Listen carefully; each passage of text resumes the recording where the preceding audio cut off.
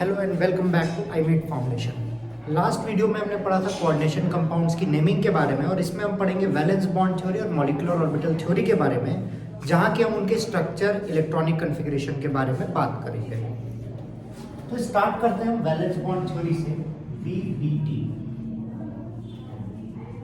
ये जो थ्योरी है बॉन्डिंग के बारे में बताती है और स्ट्रक्चर को प्रिडिक्ट करने में हेल्प करती है। वैलेंस बॉन्ड थ्योरी का जो सबसे पहला और सबसे मेन एजम्पशन है वो कहता है कि ड्यूरिंग हाइब्रिडाइजेशन, जब हाइब्रिडाइजेशन होता है, जो कि आप स्ट्रक्चर ऑफ एटम में पढ़े, हाइब्रिडाइजेशन मतलब mixing of two orbitals.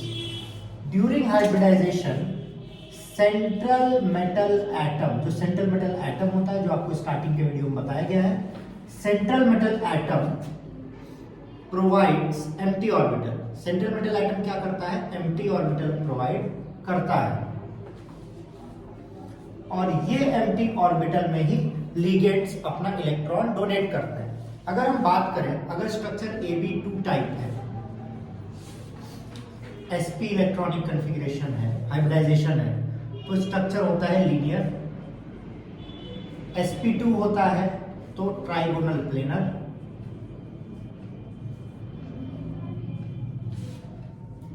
sp3 होगा तो टेट्राहेड्रल, sp3d होगा तो ट्राइगोनल बाइपिरामिडल,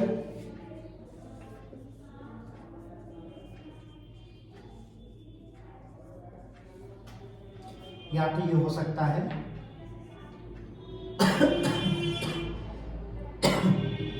dsp3, या तो हो सकता है sp3d2 या d2sp3।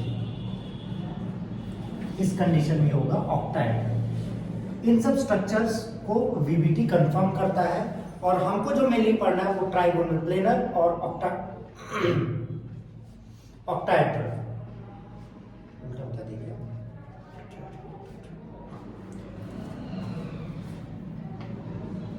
sp3 या dsp2 हमें पढ़ना है ये। तो आइए स्टार्ट करते हैं इलेक्ट्रॉनिक कन्फिग्रेशन हाइब्रिडाइजेशन से। तो हम बात करते हैं AB4 टाइप की। AB4 टाइप का एग्जांपल है NiCl4। चलेगा। निकल की बात करते हैं तो इसका एटॉमिक नंबर होता है 28, जिसका इलेक्ट्रॉनिक कन्फिग्रेशन हुआ 4s2 और 3d8। 4s2 और ये हुआ 3d8। 1 2 3 4 5। देखिए यहाँ पे हम एक बार में एक ही लोग को भर रहे हैं, और आपको भी एक बार में एक ही लोग को भरना होगा, क्योंकि ऐसा रूल हमने पढ़ा है।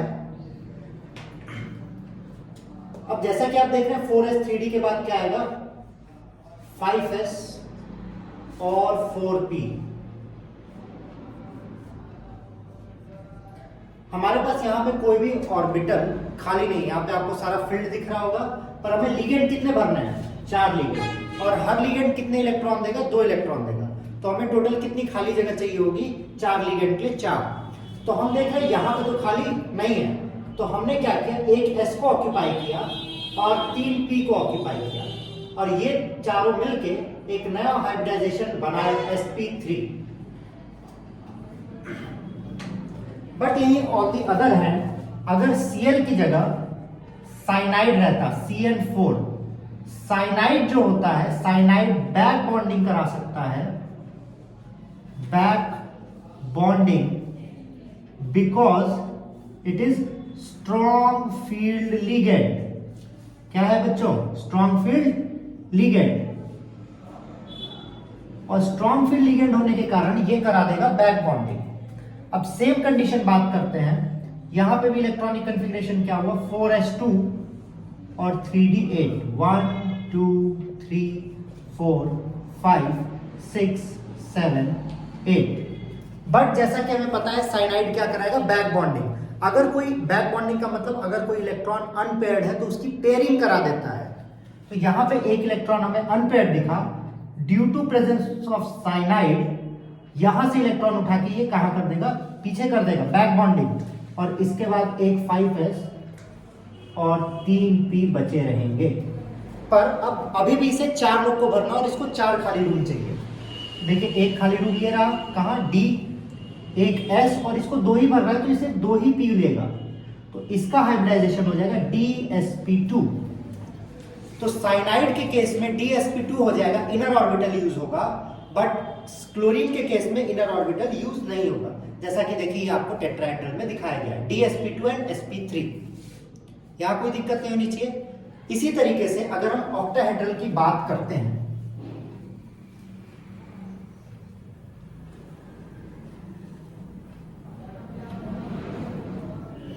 एक मिनट, मार्कर में इंक भर के आते हैं, मार्कर में इंक की घनी कमी। तो इंक भरने के बाद हम लोग आ गए हैं ऑक्टाहेड्रल पे। ऑक्टाहेड्रल जैसा कि आपको पता है AB6 मॉलिक्यूल, FeCl6 की बात करते हैं तो आयरन का इलेक्ट्रॉनिक कॉन्फ़िगरेशन होगा 4s2 और 3d6। स्टार्टिंग से इलेक्ट्रॉनिक कॉन्फ़िगरेशन लिखना आपको आना चाहिए। तो 4s2 3d6 हम भरते हैं, तो ये हुआ 4s2। और देखिए हम बार बार एक बार में एक ही भर रहे हैं, 1 2 3 4 5 एंड 6, इवन दो हमें पता है कि पेयरिंग होगी। 3d6 के बाद आएगा 5s 4p और 4d। 1 2 3 4 5 6।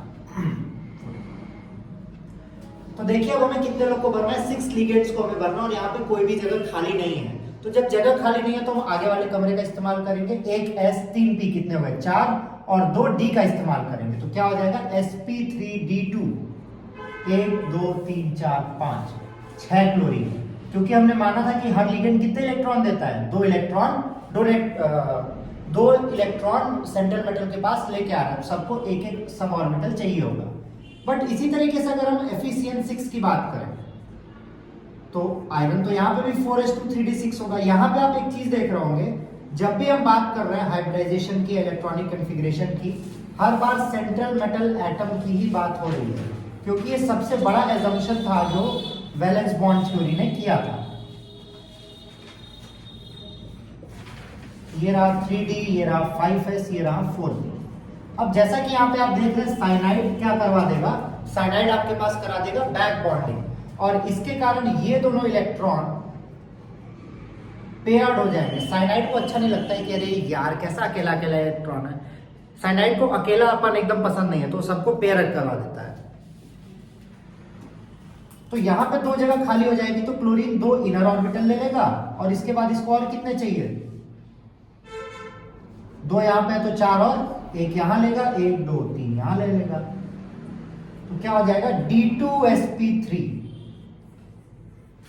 तो इस वैलेंस बॉन्ड थ्योरी से हमने क्या सीखा कि जब भी साइनाइड रहता है तो लोग बॉन्डिंग करवा देता है, क्योंकि साइनाइड क्या है, स्ट्रॉन्ग फील्ड लिगेंड है। बट बाकी कोई लिगेंड रहता है तो वो ऐसा नहीं करा पाता है क्लोरीन, और यही इसका ड्रॉबैक था। लोगों ने पूछा कि भैया अच्छा ये बताइए आप कि साइनाइड में ऐसा क्या है, साइनाइड के चाचा विधायक हैं या साइनाइड के पास नेपोटिज्म है, क्यों वो बैक बॉन्डिंग करा रहा है? तो वैलेंस बॉन्ड थ्योरी ने हाथ खड़े कर दिए, कह दिया कि हमें बोला गया था ऐसा करने को, अब आप उनके चाचा से जाके बात कीजिए। तो जब उनके चाचा से बात की गई तो चाचा विधायक तो नहीं निकले, पर उसकी एक्सप्लेनेशन के लिए नई चीज आई जिसका नाम था MOT, मॉलिक्यूलर ऑर्बिटल थ्योरी। अब मॉलिक्यूलर ऑर्बिटल थ्योरी क्या है, इसके बारे में हम बात करते हैं। देखिए मॉलिक्यूलर ऑर्बिटल थ्योरी का कहना था कि जो d ऑर्बिटल होता है, मतलब d ऑर्बिटल में काफी सबशेल्स होते हैं, और हर सबशेल का स्ट्रक्चर डिफरेंट होता है, और इस स्ट्रक्चर डिफरेंट होने के कारण लिगेंड जब उसे अप्रोच करता है, लिगेंड जब मेटल की तरफ जाता है तो एक फील्ड क्रिएट करता है, इलेक्ट्रोमैग्नेटिक फील्ड क्रिएट करता है, और उस इलेक्ट्रोमैग्नेटिक फील्ड के क्रिएट होने के कारण वो ऑर्बिटल स्प्लिट कर जाते हैं। देखिए हम आपको बताते हैं,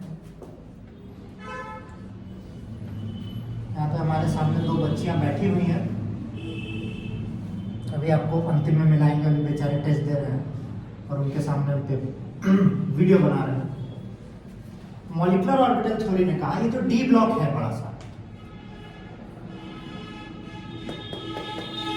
इसमें सबसे पहला है DXY, फिर है DYZ, DZX, dx² minus Y square और dz²। तो dxy, dyz और dzx जो है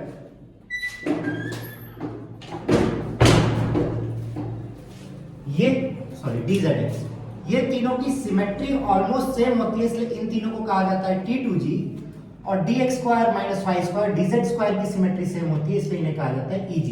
ये आपको दिख रहा होगा, देखिए x प्लेन में हो जाएगा, ये y प्लेन में हो जाएगा, फिर yz में हो जाएगा, फिर zx में हो जाएगा, और इन दोनों की सिमेट्री सेम होती है। तो इन्होंने कहा कि जैसे ही लिगेंड अप्रोच करेगा, लिगेंड के अप्रोच करते ही जो सेंट्रल मेटल एटम का ऑर्बिटल होगा वो स्प्लिट कर जाएगा, T2g पार्ट अलग हो जाएगा और eg पार्ट अलग हो जाएगा। और जो लिगेंड के पास इतना ताकत होगा, उन्होंने स्पेक्ट्रोकेमिकल सीरीज के बारे में बात की, उन्होंने कहा जिस लिगेंड के पास इतना ताकत होगा कि वो अपर ऑर्बिटल से लोअर ऑर्बिटल तक इलेक्ट्रॉन ले जा सके, वो बैक बॉन्डिंग कराएगा। साइनाइड के पास उतनी एनर्जी थी, इसलिए उसने बैक बॉन्डिंग करा दी। अब इसका मतलब क्या हुआ, देखिए इसमें दो कॉम्प्लेक्सेस हैं जो आपको पढ़ने, एक टेट्राहेड्रल और एक ऑक्टाहेड्रल कॉम्प्लेक्स। अभी इसके बारे में आपको बता रहा हूं। तो इन्होंने कहा कि जो डी ऑर्बिटल है वो ओरिजिनली बीचों बीच है, पर जैसे ही इसे लिगेंड अप्रोच करेगा, ये ब्रेक करेगा, स्प्लिट करेगा, किसमें, T2g और Eg में। टेट्राहेड्रल में T2g ऊपर होता है और Eg नीचे होता है, ठीक है। और ये सेंटर से Eg की एनर्जी कम होती है 0.6 डेल्टा नॉट, और ये सेंटर से T2g होता है 0.4 डेल्टा नॉट। तो अगर किसी लिगेंड के पास Eg में देखिए 3 ऑर्बिटल जाएंगे, अरे Eg में ये 2 जाएंगे और T2g में ये 3 जाएंगे, तो पहले इलेक्ट्रॉन किधर भरे जाएंगे, Eg में, फिर किधर भरे जाएंगे, T2g में। तो जिसके पास इतना एनर्जी होगा कि यहां से ओवरकम करके इधर ले आए, या जिसके पास इतनी एनर्जी नहीं होगी कि उधर ले जा सके, वो बैक बॉन्डिंग नहीं करा पाएगा। ऑक्टाहेड्रल में क्या होगा, ऑक्टाहेड्रल में भी ये सेंटर में रहेंगे, पर इसमें स्प्लिटिंग जस्ट उल्टी हो जाती है। इसमें Eg ऑर्बिटल ऊपर चला जाता है और T2g ऑर्बिटल नीचे रह जाता है। तो T2g की यहाँ पे ऑक्टाहेड्रल में T2g के पास कम एनर्जी होती है और Eg के पास ज्यादा एनर्जी होती है, बट टेट्राहेड्रल में T2g के पास ज्यादा एनर्जी होती है और ऑक्टाहेड्रल के पास कम एनर्जी होती है। जस्ट उल्टा, Eg अपने सेंटर से 0.6 डेल्टा नॉट एक्स्ट्रा एनर्जी ले लेगा और T2g उससे 0.4 डेल्टा नॉट नीचे रह जाएगा। तो मॉलिक्यूलर ऑर्बिटल थ्योरी ने यही बताया और इसी के बेसिस पे उन्होंने बता दिया कि बैक बॉन्डिंग क्यों होती है। स्ट्रक्चर में आप कोई डिफरेंस नहीं होगा, मॉलिक्यूलर ऑर्बिटल थ्योरी आपसे पूछेगा तो आपको सिर्फ इतना बताना पड़ेगा। इसमें एक चीज आती है, मैग्नेटिक मोमेंट पूछा जाता है आपसे एलिमेंट्स का। मैग्नेटिक मोमेंट का फॉर्मूला होता है √n×n+2। बोर मैग्नेटॉन जो कि इसकी यूनिट है, n is number of unpaired electrons. Unpaired electron, जैसे अभी हमने कोबाल्ट की बात की थी, कोबाल्ट का इलेक्ट्रॉनिक कॉन्फ़िगरेशन आया था 4s2 और 3d8। 3d8 का मतलब 1 2 3 4 5 6 7 8, तो कितने अनपेयर्ड इलेक्ट्रॉन हो गए, 2। तो n की जगह 2 रखेंगे, 2 × 2+2 का अंडर रूट कर लेंगे, तो 4 और 2 √8 इसका मैग्नेटिक मोमेंट आ जाएगा। और इस तरीके से ये चैप्टर हमारा खत्म होता है। ये लास्ट वीडियो था और आपको मिलाते हैं दोनों पेपर देने वाले बच्चों से, पीछे बैठे हुए हैं। देखिए एक इधर है, अगर दिख रही होगी तो, एक इधर है, ये पेपर दे रही है। हाय कर दो अंशु, नहीं तनिषा, देखिए ये लोग हंस रहे हैं बस बैठ के, बेचारे बच्चे पेपर दे रहे हैं। और इसी तरीके से आप क्लास भी घूम ली हमारी। मिलते हैं आपसे नेक्स्ट वीडियो में। लाइक शेयर सब्सक्राइब करना ना भूलें। Signing off, bye bye.